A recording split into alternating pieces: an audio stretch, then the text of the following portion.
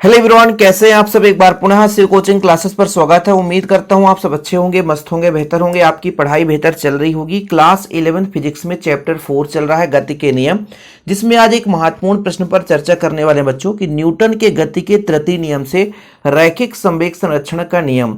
Newton के गति का तृतीय नियम क्या है कि प्रत्येक क्रिया के बराबर एवं विपरीत प्रतिक्रिया होती है बच्चों। न्यूटन के गति का तृतीय नियम है। और रैखिक संवेग संरक्षण का नियम क्या है कि यदि किसी वस्तु पर बाह्य बल ना लगाया जाए तो उसका संवेग नियत रहता है। यह रैखिक संवेग संरक्षण का नियम है। यानी यदि आपका संवेग संरक्षण का नियम प्रूव हो तो इसका मतलब यह है कि कोई वस्तु है, तो मान लीजिए दो वस्तु है, टकरा रहे हैं, तो टकराने के पहले कितना संवेग है और टकराने के बाद कितना संवेग है। यदि दोनों बराबर हैं, यदि दोनों बराबर है बच्चों, तो इससे प्रूफ हो जाएगा कि रैखिक संवेग संरक्षण का नियम लागू होता है। अब न्यूटन की गति का तृतीय नियम क्या कहता है, जैसे मान लीजिए दो वस्तु हैं, तो एक वस्तु दूसरे पर बल लगाएगा, दूसरा वस्तु पहले पर बल लगाएगा। जैसे आप किसी व्यक्ति के गाल पे थप्पड़ मारोगे तो आपका हाथ उसके गाल पे थप्पड़ मारेगा तो उसके गाल पे चाटा लगेगा और उसको भी दर्द होगा, लेकिन थोड़ा बहुत आपके हाथ में भी दर्द होगा। ऐसा नहीं कि एक ही व्यक्ति बस को दर्द हो। आप दीवार पर मारो धक्का, दीवार भले गिर जाए लेकिन आपके हाथ में भी चोट आ सकती है। ये न्यूटन के गति का तृतीय नियम कहता है कि प्रत्येक क्रिया के बराबर एवं विपरीत प्रतिक्रिया होती है। ठीक बच्चों, चलिए शुरू करते हैं कैसे हमको इसको प्रूव करना है। तो हमने माना ले रखा है कि माना हमारे पास दो वस्तुएं हैं जिनका द्रव्यमान m1 और m2 है। द्रव्यमान हम जैसे a का मान के चलते हैं m1 है और b का m2 है। अब मान लीजिए कोई वस्तु है, प्रारंभिक वेग जो है u1 और u2 से गतिमान है। तो जब कोई वस्तु गतिमान होता है तो उसका संवेग कितना होगा बच्चों, द्रव्यमान गुणे वेग। जैसे a का संवेग हो जाएगा द्रव्यमान गुणे वेग और b का हो जाएगा द्रव्यमान गुणे वेग, मतलब m2 u2। अब जब वो टकराते हैं तो टकराने के बाद उनका वेग तो बदलेगा। भाई मैं ये कहता हूं कि पहले दो वस्तुएं गतिमान हैं जिनका प्रारंभिक वेग u1 और u2 है। m1 और m2 द्रव्यमान के दो वस्तु हैं a और b। जब ये टकराएंगे तो उनका वेग बदल जाएगा, तो उनका वेग हो जाता है v1 और v2, तो संवेग भी बदल जाएगा बच्चों। तो संघट्ट के पूर्व, ये संघट्ट के पूर्व मतलब दो वस्तुएं हैं, गतिमान है, अभी टकराए नहीं है, संघट्ट नहीं हुआ, टकराव नहीं हुआ है, तो उसके पहले कितना संवेग है कुल। तो पहले का संवेग, जैसे a का द्रव्यमान m1 है बच्चों, तो m1 हो जाएगा u1 हो जाएगा, प्लस में कितना हो जाएगा m2 u2, प्लस में m2 u2। वेग आपका सदिश राशि, इसलिए यहां पर वेक्टर लगाया हमने। ये संघट्ट के पूर्व दोनों वस्तुओं का कुल संवेग है। अब मान के चलते हैं कि कुछ अल्प समय के लिए दोनों टकराते हैं, तो टकराने के बाद द्रव्यमान नहीं बदलता है। दो व्यक्ति आपस में टकरा जाओ, द्रव्यमान आपका बदलेगा नहीं, लेकिन वेग बदल जाएगा, वेग डेफिनेट बदलेगा। साइकिल आपका भले ही टकरा जाए कहीं, लेकिन साइकिल का द्रव्यमान इतना जल्दी बदलेगा नहीं जब तक कि उसका कोई पहिया ना निकल जाए, कोई पार्ट ना निकल जाए। ऐसे ही आप दो लोग टकराओगे तो आपका द्रव्यमान नहीं बदलेगा। यदि आप 50 केजी के हैं तो 50 केजी ही रहेंगे। तो हम थोड़ा सा लिखेंगे कि मान लीजिए हमारे पास दो वस्तु हैं बच्चों, ए और बी, कुछ समय के लिए टकराते हैं, जैसे डेल्टी समय के लिए टकराते हैं, तो संघट्ट करती हैं, तो वेग इनका बदल जाता है। ए का वेग संघट्ट के बाद ए का वेग v1 और बी का वेग v2 हो जाता है।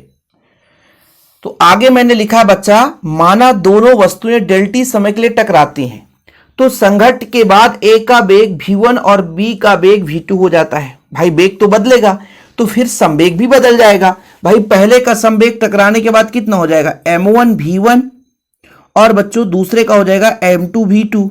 अब कुल हम संवेग इसलिए दोनों को योग कर दिए हैं, नहीं तो आपके मन में कंफ्यूजन हो जाए कि सर आपने योग क्यों किया, योग नहीं करते तो क्या काम नहीं होता। बिल्कुल भाई नहीं होगा, क्योंकि कुल संवेग की बात कर रहे हैं तो हमने योग कर दिया है।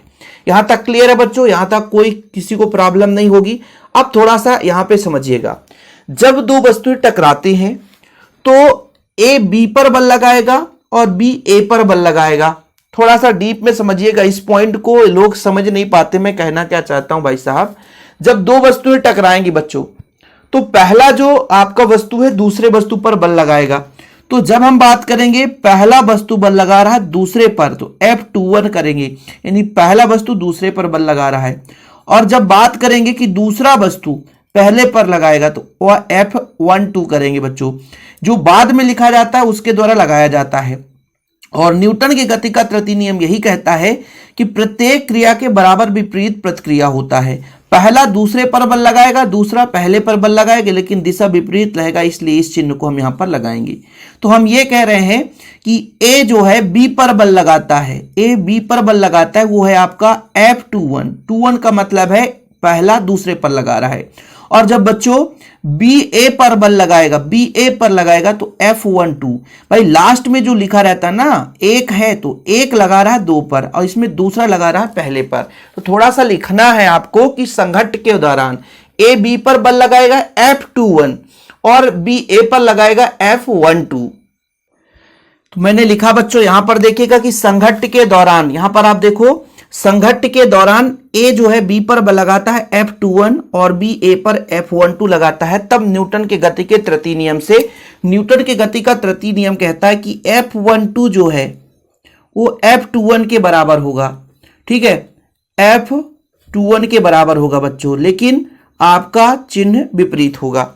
अब आप कहोगे सर पहले आप इसको लिखो ना, तो ऐसा भी लिख सकते हो, इसमें आप परेशान मत होना।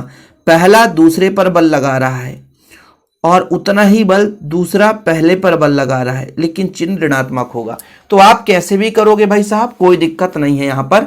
अब दोनों पक्षों में हम समय का गुणा करेंगे, डेल टी का गुणा कर देंगे तो आपका आ जाएगा F21 इंटू डेल टी बराबर बच्चों minus F12 into del T. इसको ऐसा इसलिए क्योंकि भाई साहब ये आवेग है, बल गुणे समय आवेग कहलाता है।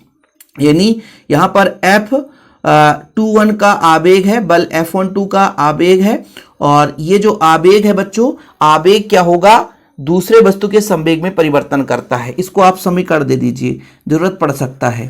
जैसे मैं कहता हूं कि मान लीजिए जो आपका बल लग रहा है, पहले के कारण जो दूसरे पर बल लग रहा है, इस बल का आवेग, इस बल का आवेग जो होगा, आवेग जो होता है संवेग में परिवर्तन के बराबर होता है। आवेग संवेग प्रमेय आपने पढ़ा है।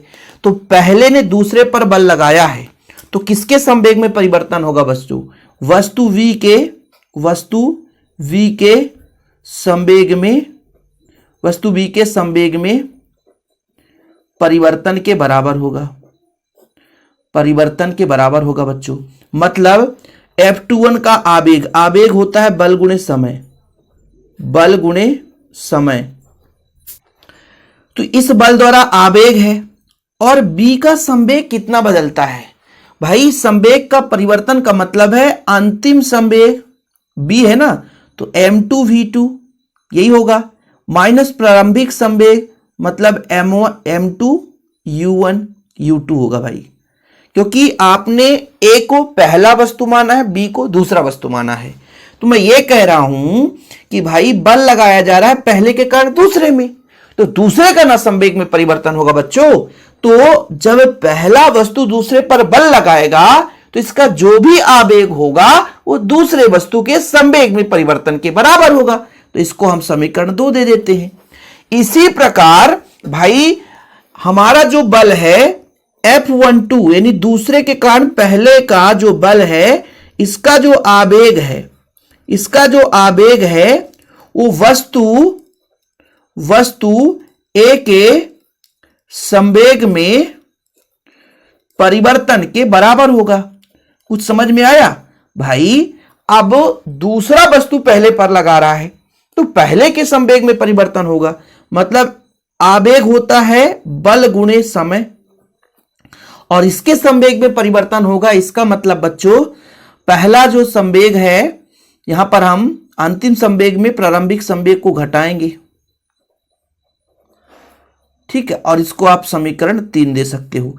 इसका जो वैल्यू है समीकरण 2 3 से समीकरण 1 में मान रख दें, मतलब समीकरण 1 2 और 3 से करेंगे तो सिंपल तरीके से प्रूफ हो जाएगा। जो आप सोच रहे थे ना कि कितना कठिन है, समीकरण 1 2 व 3 से, समीकरण 1 2 और 3 से कहता है कि F21 डेल टी का मान ये है बच्चों, F21 डेल टी का मान है M2v2 माइनस M2u2 बराबर माइनस लगा के, माइनस चिन्ह है तो माइनस लगा के F12 का मान ये है बच्चों M1v1 माइनस M1u1, माइनस का अंदर गुणा कर दो, तो चिन्ह थोड़ा सा बदल जाएगा। तो कितना हो जाएगा बच्चों, M2V2 माइनस M2U2, माइनस के अंदर गुणा करोगे तो माइनस M1V1 प्लस M1U1। अब एक काम करो, आप U1 और U2 को एक साइड ले आओ। देखो बेग जो आपका U1 वाले प्रारंभिक बेग को एक साइड ले आओ, तो आपका बच्चों ये माइनस उधर जाएगा प्लस हो जाएगा, और ये माइनस इधर आएगा प्लस हो जाएगा। M1V1 प्लस ये M2V2, और ये हो जाएगा M1U1 प्लस M2U2। ये माइनस है प्लस हो गया। इसको अरेंज करेंगे तो थोड़ा सा इसको इस साइड लिख लें और M1V1 प्लस M2V2 को एक साइड लिख लें।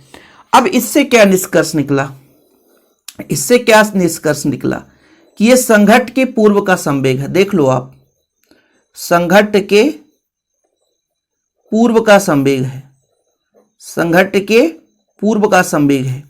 और ये क्या है बच्चों, संघट्ट के बाद का संवेग है, संघट्ट के पश्चात संवेग। यानी जितना संवेग पहले था उतना ही संवेग बाद में। हमने न्यूटन के गति के तृतीय नियम से शुरू किया है और रैखिक संवेग संरक्षण का नियम प्रूव कर दिया है। कितना सिंपल है। जिस बच्चों को नोट्स चाहिए भाई, यदि आपको फिजिक्स का जैसे 12th क्लास में हो, 11th क्लास में हो, नोट्स चाहिए तो नोट्स आप ले सकते हो प्रॉपर रूप से, मात्र 100 रुपए चार्ज है। ऑल चैप्टर के नोट्स मिलेंगे। आपको लेना है तो कॉन्टैक्ट नंबर है मेरा 9685299149 9685299149 मेरा पर्सनल नंबर है। व्हाट्सएप में आपको जानकारी मिल जाएगी। जिन बच्चों को नोट्स लेना है तो नोट्स ले सकते हैं। फिलहाल अभी के लिए इतना ही। वीडियो पसंद आए तो लाइक करके शेयर जरूर करिएगा। जय हिंद, वंदे मातरम।